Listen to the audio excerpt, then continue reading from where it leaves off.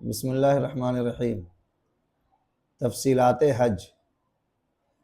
حج کے بعض اعمال فرض ہیں، اگر ان میں سے کوئی متروک ہو جائے، چھوٹ جائے تو پھر اس کی ادائیگی درست نہیں اور ذمے سے فرضیت بھی ساقط نہیں ہوتی۔ چنانچہ صاحب تنویر الابصار نے حج کے 3 فرائض شمار کرائے ہیں، جن میں سے ایک احرام، دوسرا وقوف عرفہ اور تیسرا طواف زیارت ہے۔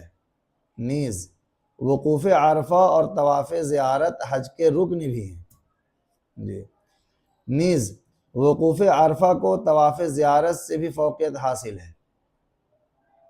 چنانچہ فتاوی عالمگیری میں مذکور ہے، جس کا خلاصہ یہ ہے کہ اگر کوئی حاجی وقوف عرفہ سے قبل جمع کر لے تو حج فاسد ہو جائے گا، مگر طواف زیارت سے قبل کوئی بیوی سے وطی کر لے تو حج فاسد نہیں ہوتا۔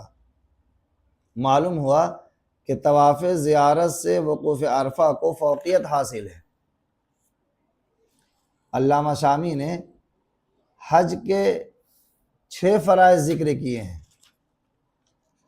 صاحب تنویر الابصار نے حج کے 3 فرائض شمار کرائے تھے، علامہ شامی نے حج کے 6 فرائض ذکر کیے ہیں۔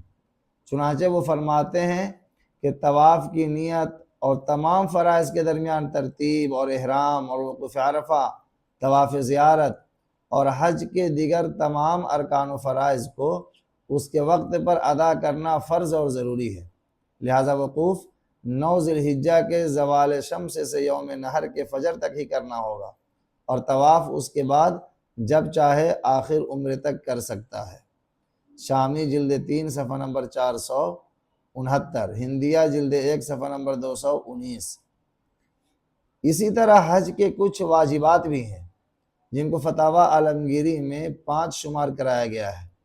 نمبر 1، سعی کرنا، صفا اور مروہ پہاڑی کے درمیان سعی کرنا۔ وقوف مزدلفہ، رمی جمار، اور چوتھا حلق یا تقصیر، اس میں اختیار ہے، مگر اولیٰ اور افضل یہ ہے کہ مرد حلق کرائے۔ نمبر 5، طواف وداع ہے۔